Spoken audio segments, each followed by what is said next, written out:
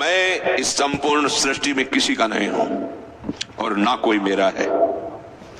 मैं नित्य प्रभु का हूं और प्रभु मेरे हैं। यही मेरा दृढ़ विश्वास है, यही टेक है। ऐसी टेक जब हो जाती तब कोई कर्तव्य कर्म नहीं बचता, ध्यान रखना। इसीलिए गोस्वामी जी ने कहा है, बिगड़ी जन्म अनेक की अब ही सुधरे। आज अभी इसी क्षण अगर ये स्वीकार कर लो, पर इस स्वीकृति की परीक्षा होगी कि आपका इस संसार में कोई है। अगर आप ऐसे ही कहते मैं प्रभु का हूं, प्रभु मेरे हैं, मैं संसार का नहीं हूं, संसार मेरा नहीं, ठीक है, अब आपका कोई कर्तव्य नहीं, अब प्रभु सब संभाल लेंगे। पर यदि जहां जहां आपने मान रखा ऊपर से बोल रहे, तो दो बात होगी, या तो हरण कर लेंगे, बड़े कृपालु हैं, हरण कर लेंगे, रखेंगे ही नहीं तुम्हारा अपनापन सब जगह से, या विवेक के द्वारा हटा देंगे। तैयार रहना, ये बोलना सहज बात नहीं है।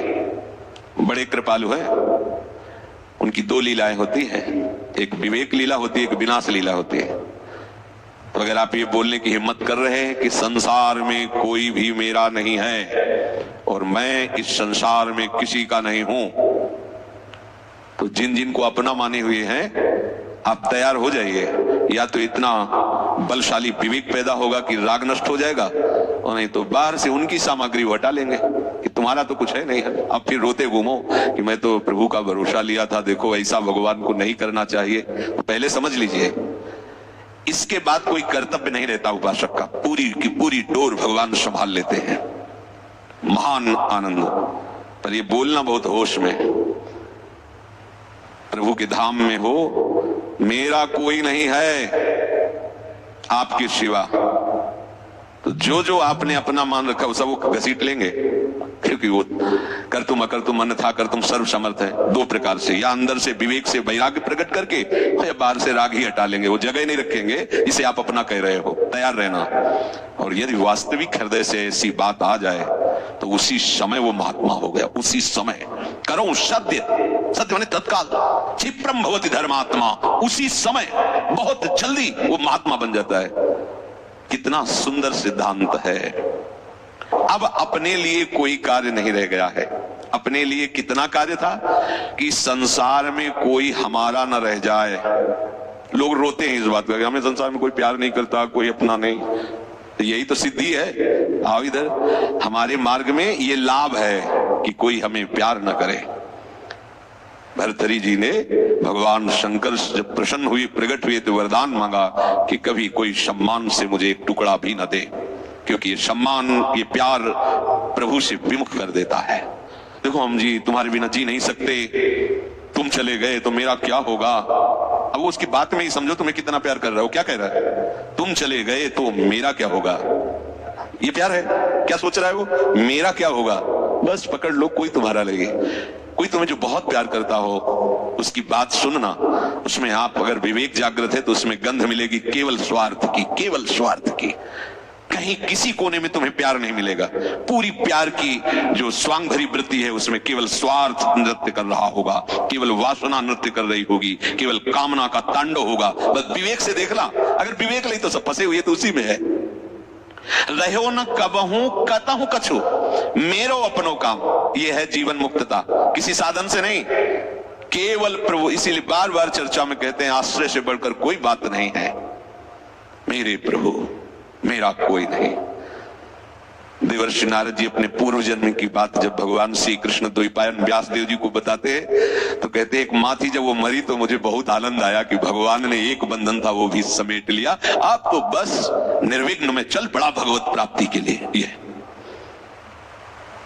अगर कहीं कोई वस्तु, व्यक्ति, स्थान हो तो उसे बहुत शीघ्र श्री जी के चरणों में समर्पित करो। समर्पित का मतलब, लाडली, ये मेरे पुत्र परिवार जिनको मैं अपना माने हुई थी, प्रियाजू, अब मुझे आप चाहिए, ये सब जंजाल सहित मैं आपको समर्पित हूं, आप देख लेना। अब मेरी ताकत नहीं कि मैं इस जाल से मुक्त हो सकूं, मेरी ताकत नहीं है कि मैं ज्ञान विज्ञान के द्वारा शरीर राग और शरीर संबंध राग मिटा सकूं। तो हे मेरी भोरी प्रियाजू,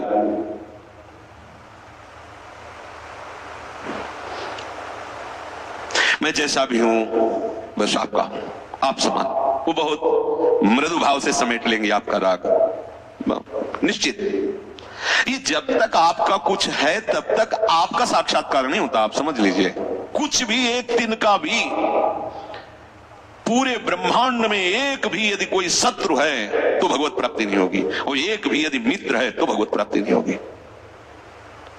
राग रहित प्रीति, स्वार्थ रहित संभाव, अद्वेष्टा सर्वभूतानाम मैत्रः, सबके प्रति मित्र भाव, लेकिन ममता रहित। समझना, यहां मित्र भाव का तात्पर्य सबके प्रति करुणा का भाव, लेकिन अहंकार रहित। मैत्रा करुणित निर्ममो निरहंकारा, सब में भगवत भाव, न कोई मित्र है न कोई शत्रु है। तभी आप अहंकार और ममता रहित होकर व्यवहार करें।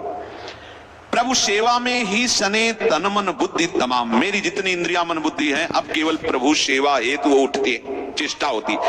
सेवा में जो कछ बने वामे नहीं कछु मोर। ये जो उपासना बन रही है इसमें मैं कहीं नहीं हूं। प्रभु मनमानी करण को रहे हलावत डोर। जैसे कठपुतली को नचाने वाला नचाता है वैसे ही वो नाचती। ऐसे ही मेरे आराध्य देव सेवा उपासना साधना जो बन रही वो जैसा चाहते हैं वैसा। कहीं अहंकार की गंध आ रही है क्या? देखिए स्थिति कैसी होती है, जो प्रभु में अपना सर्वस्व समर्पण करके प्रभु को अपना सर्वस्व मान लेते हैं, उनकी कैसी स्थिति होती है। फुरना मति बल पुरुषता ये करन करावन हार। सब कछु तिन में तिनहि को तिनहि सो व्यवहार। रहो न रंचक में पनो भयो एक ही भाव। हया शोक भय मान मद सबको भयो अभाव।